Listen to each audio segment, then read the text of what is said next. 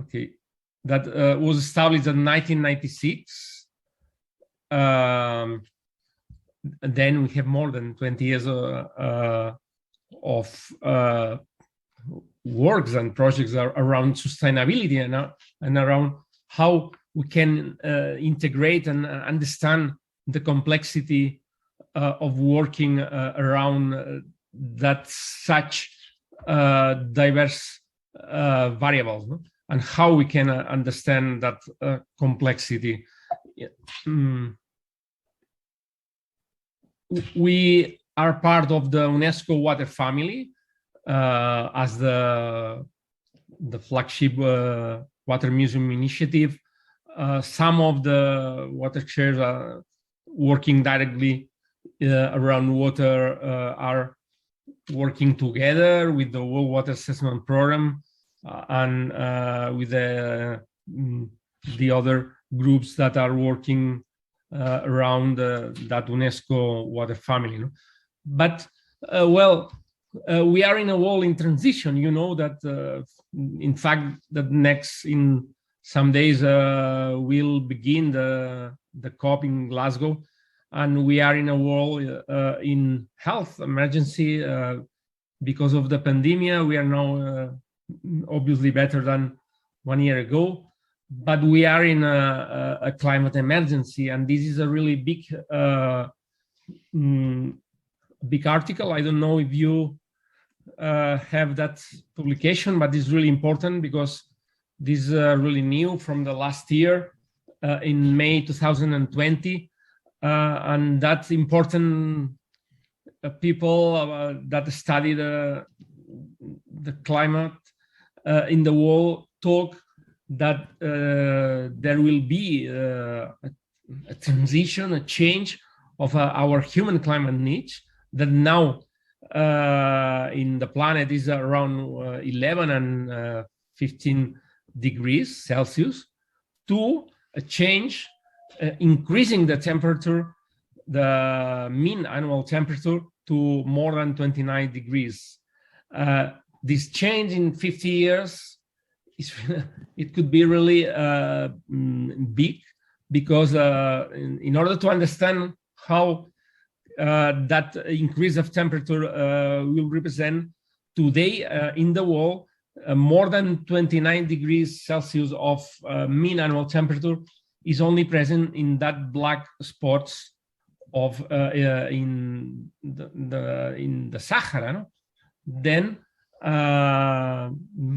as you can see with the color, most of the south of the planet will experience incredible increases of temperature.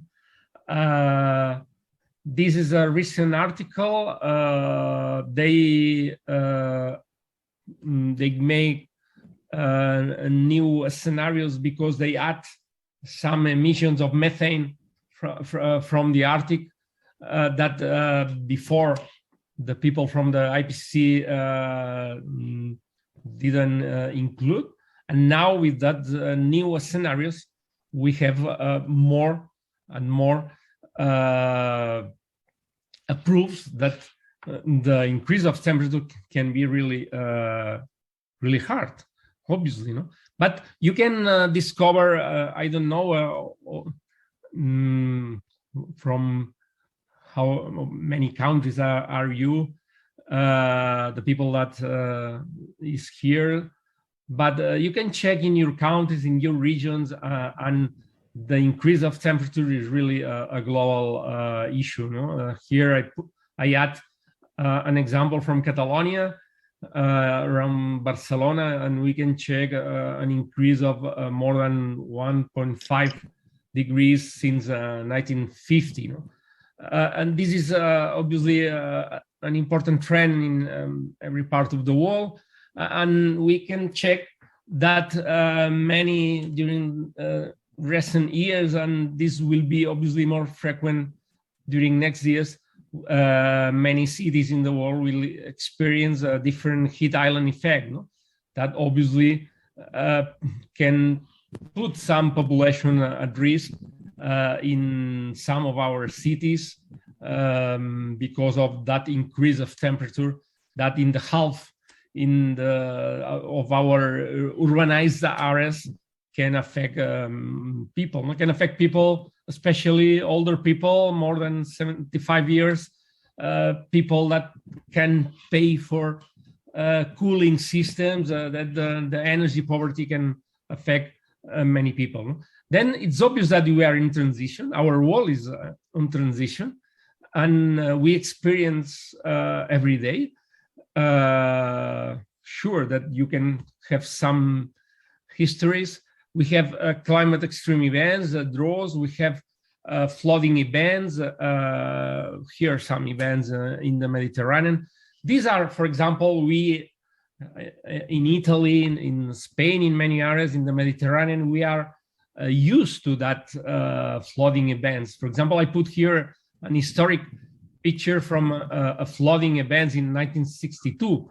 But these events are obviously more frequent and more longer during last years. And this is a trend that we know that will increase during next years.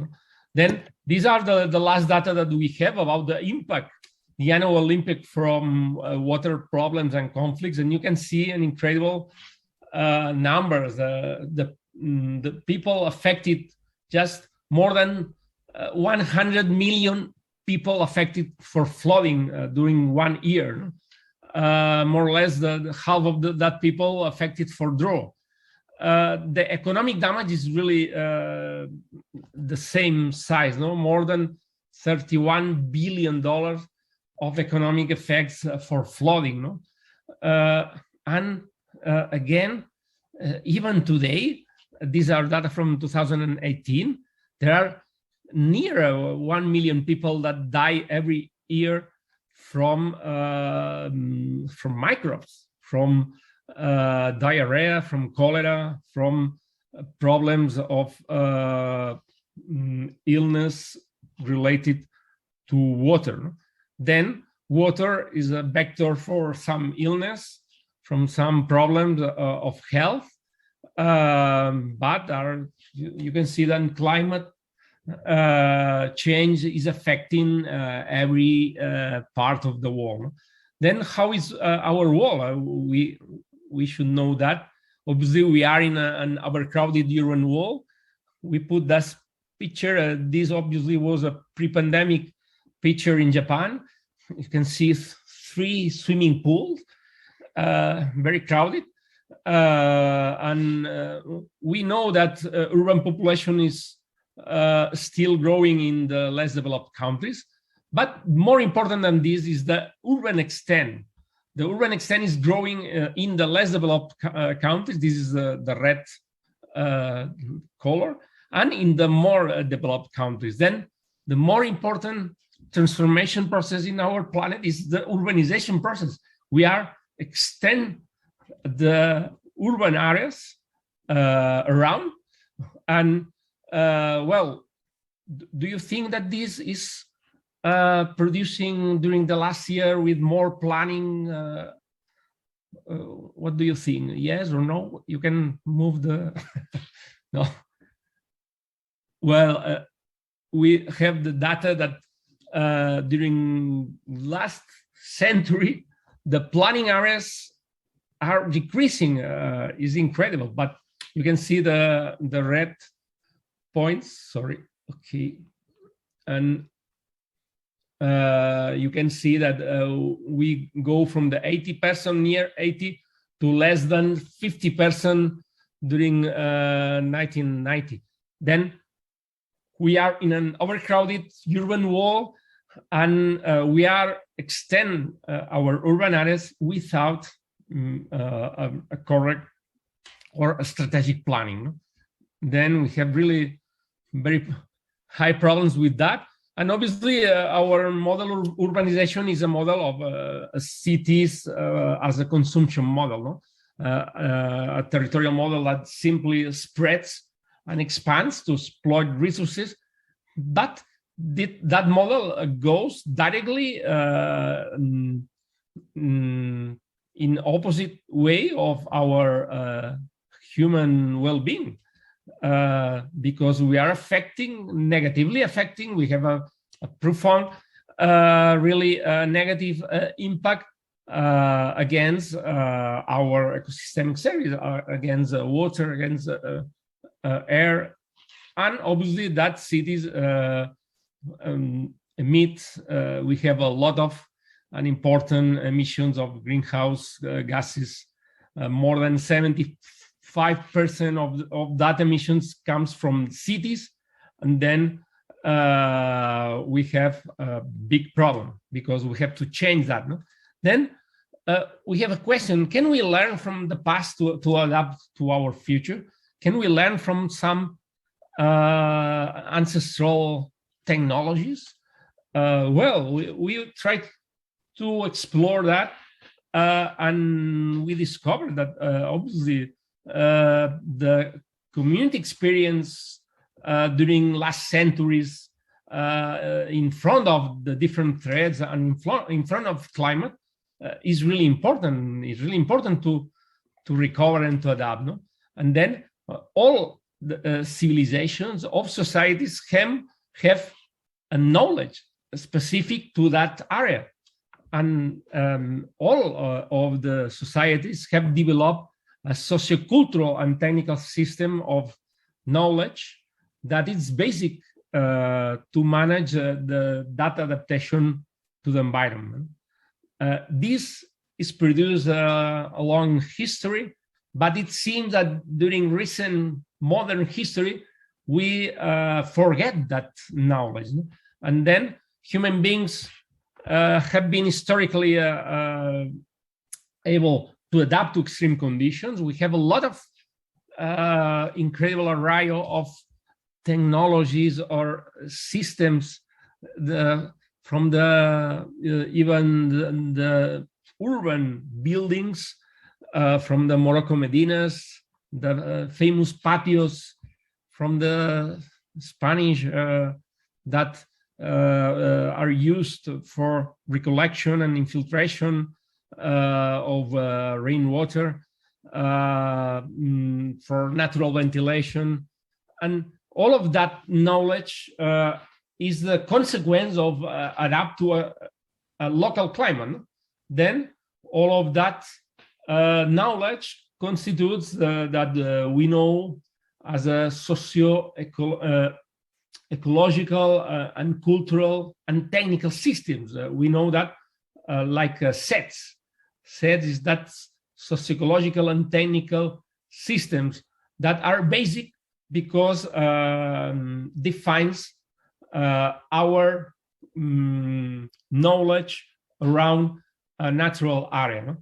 This is basic. This is a famous study from Ann Carter in that she's a geographer, I remember, and she told that the place vulnerability that every society have, it depends on two things. First of one, a biophysical vulnerability that depends obviously the geographic context, no, the elevation, the proximity. If you are living in Cuba or Haiti, you'll have more tendency to have hurricanes, no? Then you have a characteristic biophysical vulnerability. But the place vulnerability depends of the other really important thing, the social vulnerability. And that social vulnerability depends, in fact, about the social fabric, the experience, the perception, the working and living in a built environment during centuries, and how this knowledge goes from one age from other, from the older people to the younger, and then this constitutes the experience. Carter talked about the social fabric, about the experience of community with different threats and its capacity to confront them. No? This is really basic, and this defines how, in some cases, a hurricane can affect one country and very hard, and a similar country have less effect. No? Then today we are trying to study indigenous communities because they have an incredible cumulative body of that knowledge.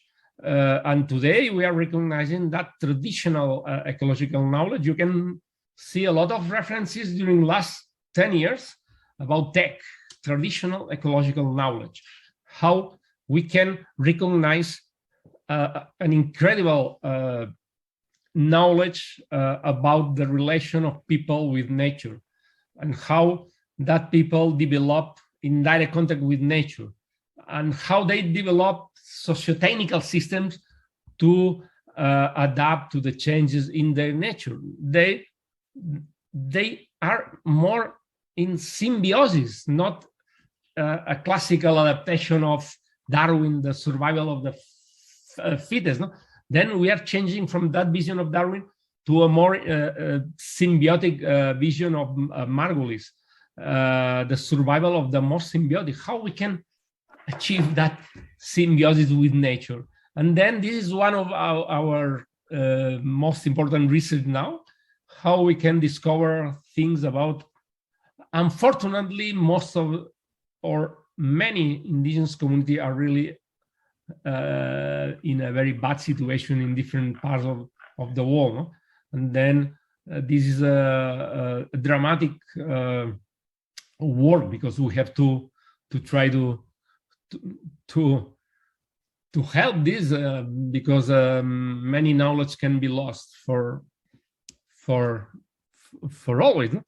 Then we learn a lot. For example, in Brazil, we have an office in Salvador de Bahia with the Federal University of Bahia, and we learn in Bahia that some years ago the government talk about we should struggle against drought, but people in that area say no. The drought is our landscape. We live in the semi-arid region.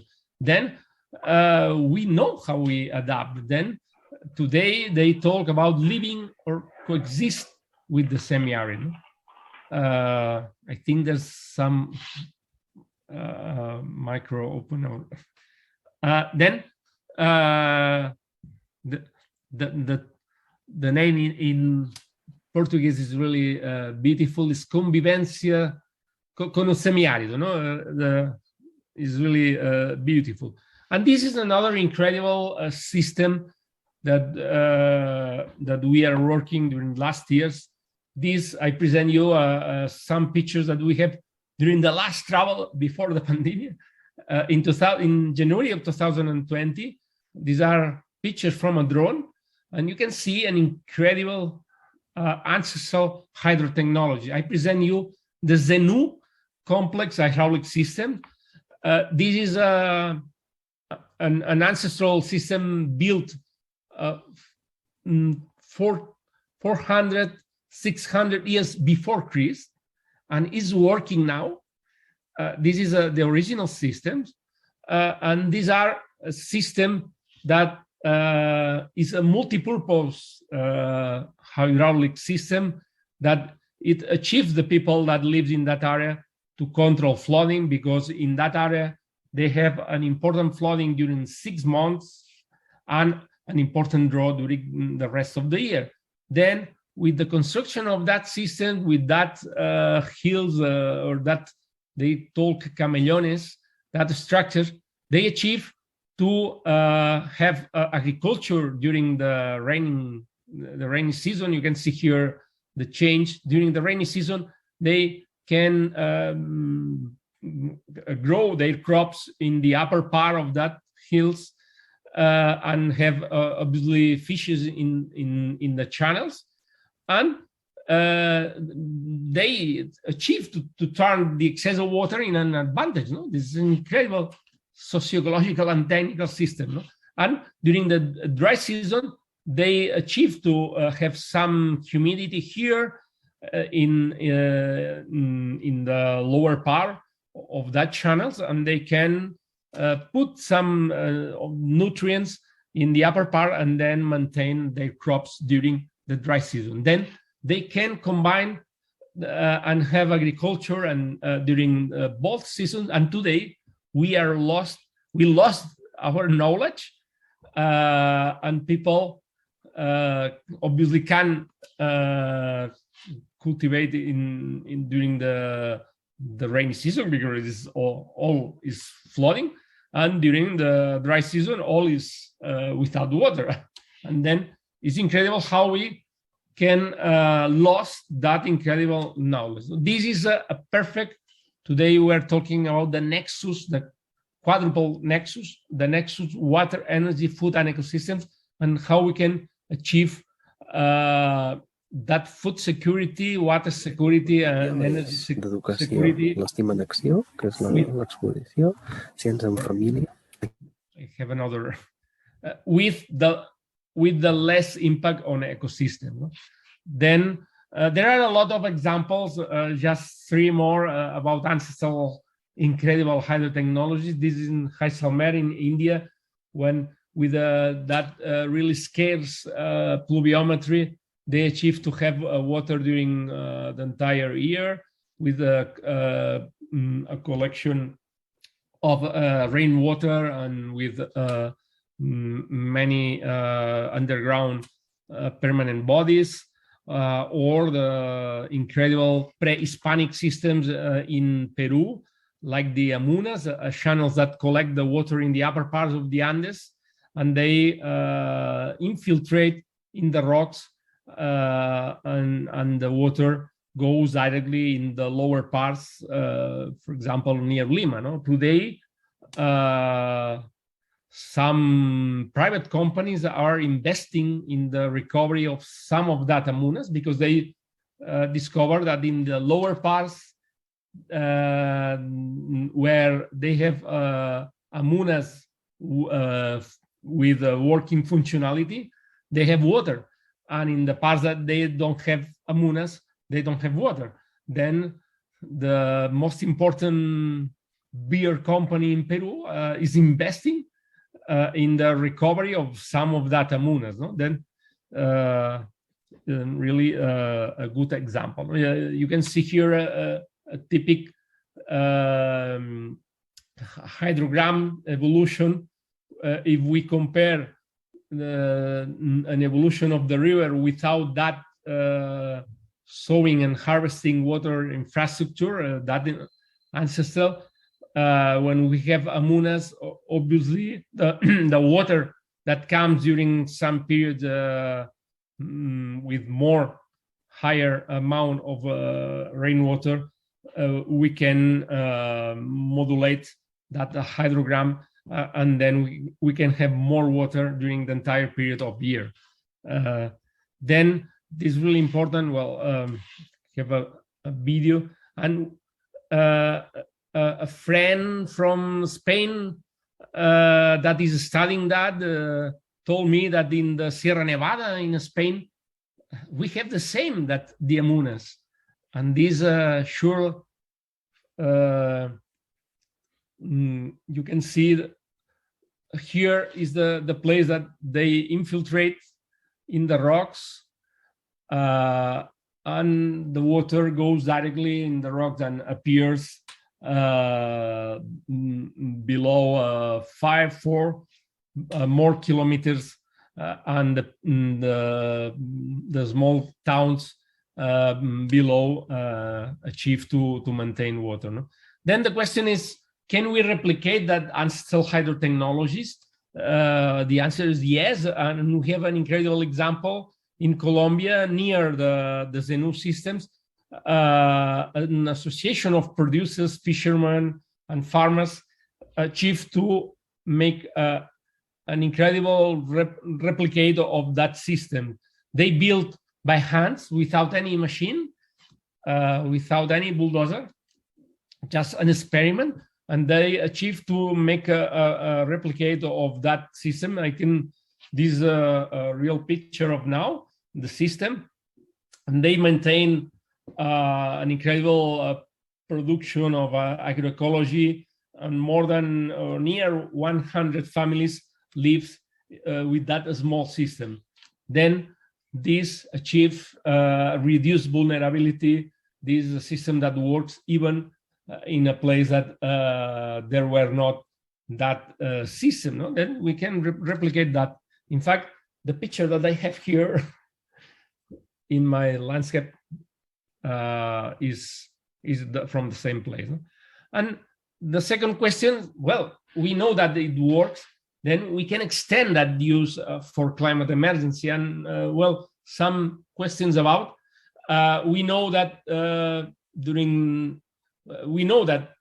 one of the climate change is one of the most important problem, but another problem in the world is the biodiversity loss. In fact, biodiversity loss is the #1 problem in the world today.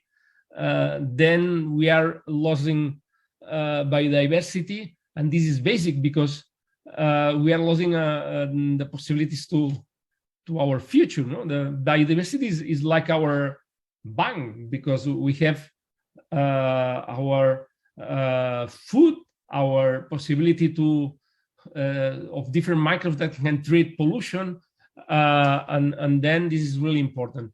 Then today, as in our urbanized world, we have a negative impact on biodiversity, and then obviously if we negatively affect biodiversity, then we will have less ecosystem services. That ecosystem services are basic for our human being. Then obviously we have really some problem. No?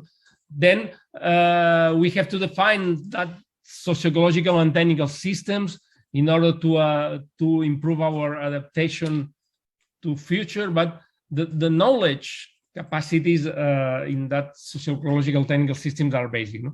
And then today we are trying to inspire nature. There are different names. There are people that are working in biomimicry to inspire directly on nature, but many people are working in the nature-based solutions. How we can inspire in nature for treatment, for example, water. No, and we always put that picture because you can see that elephant is not a silly animal, and that elephant drinks not directly from the river. They drink a filtered water from the soil, because he knows that there's the property of filtration. Then today we are trying to extend that ancestral hydrotechnologies with the nature-based solutions, that solutions that obviously are designed to address the societal challenges in that adaptive manner, but providing environmental benefits, but at the same time providing economic and social benefit. No? The nature-based solutions are good for biodiversity, obviously, to try to reverse that biodiversity crisis, but are good for risk reduction, are good for our health, are good for jobs and business, and are vital for the climate. No? Then some examples that we are working with our partners, for example, here an incredible, beautiful program of Produtor de Agua from the National Water Agency in Brazil, using some ancestral techniques, but applied today in order to convert the bad water that produce erosion in tertiary roads to recharge the aquifers and improve the ecosystemic services. Or that project in Cauca region in Colombia, trying to apply different ecotechnologies or nature-based solutions to protect the upper river basin that provides water to the big cities, and how we can implement that different.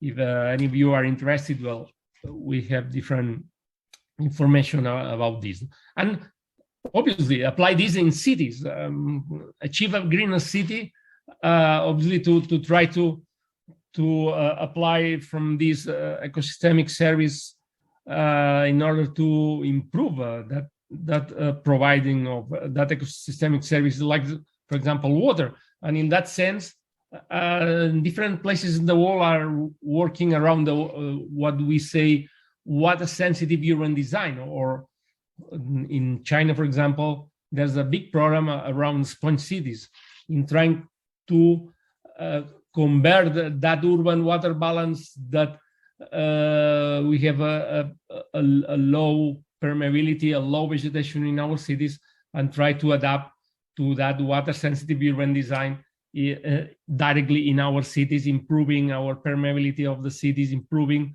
the vegetation, using rainwater, and using circular economy, trying to close the cycles with the reuse of wastewater. We have a lot of examples of use of that nature-based solutions, implementing that water-sensitive urban design. And in fact, in a recent research in the literature in the world, you can see that since 2014 and 15, there's a huge increase of the research in two things around water and urban. And the two things are sponge cities and water sensitive urban design. There are a lot of people that is working during the last 5-10 years. Some examples of the sponge cities program in China, very ambitious. And then this program of water sensitive urban design is working close together with biodiversity. And in fact, we are working around the naturation process. The naturation is the process of increasing biodiversity inside our cities and achieving the naturalization. And well, with that biodiversity, obviously, we can have and maintain and improve our health in our cities. We have a lot of work during last years that demonstrate that having access to the green space is beneficial for health. We have low mortality, less mortality, and better physical and mental health with more contact with nature. And then this is important. And well,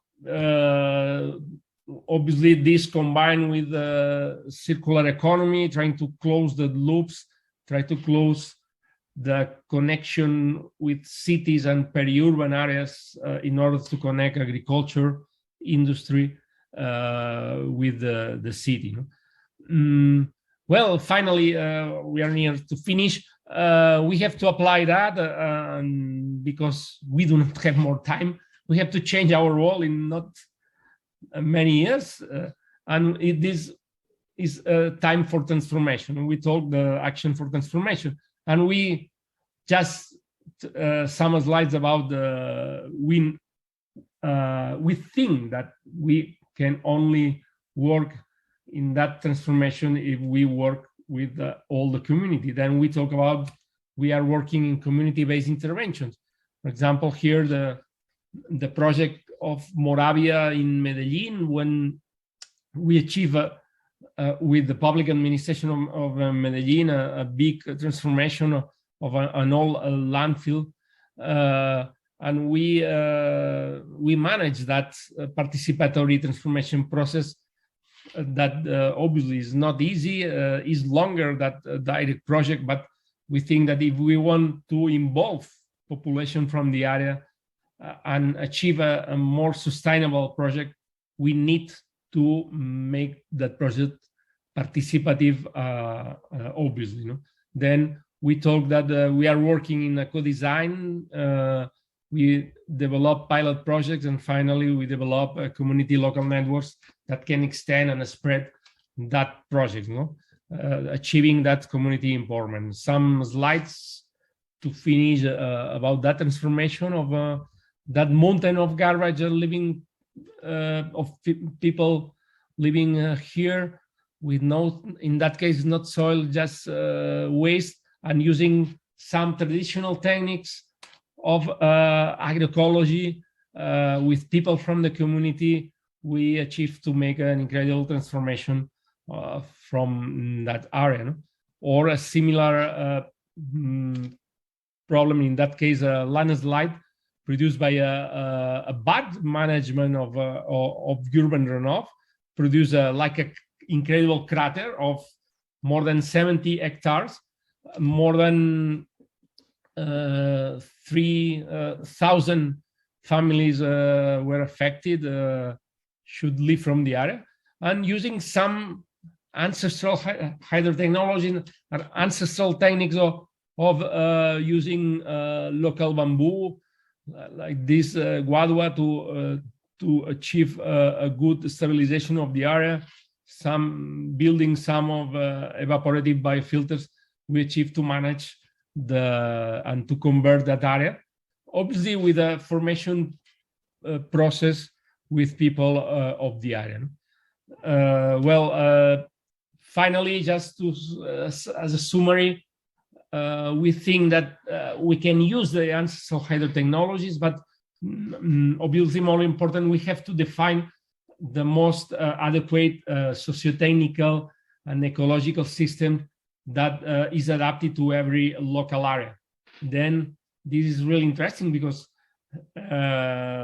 just we have to understand our past in our region, and then we can understand how we can build the best future. No? And this is using all of the things that we have know about circular economy, about technology, about energy, about food, etc. No? Okay, we have different examples of use of natural resources even in developing countries. Different successful examples. And if you are interested, there's a big network of networks. This is Natura. You can see here the network, the page, the web page. There is a network of networks. Today is more, I think, is more than 30 networks in Africa, Asia Pacific, Europe, North and Latin America, working around nature-based solutions for urban resilience in the Anthropocene. Okay, I think that. Thank you very much. You can find here my mail on our web pages. No? Thank you. And if you have any questions, or I am here.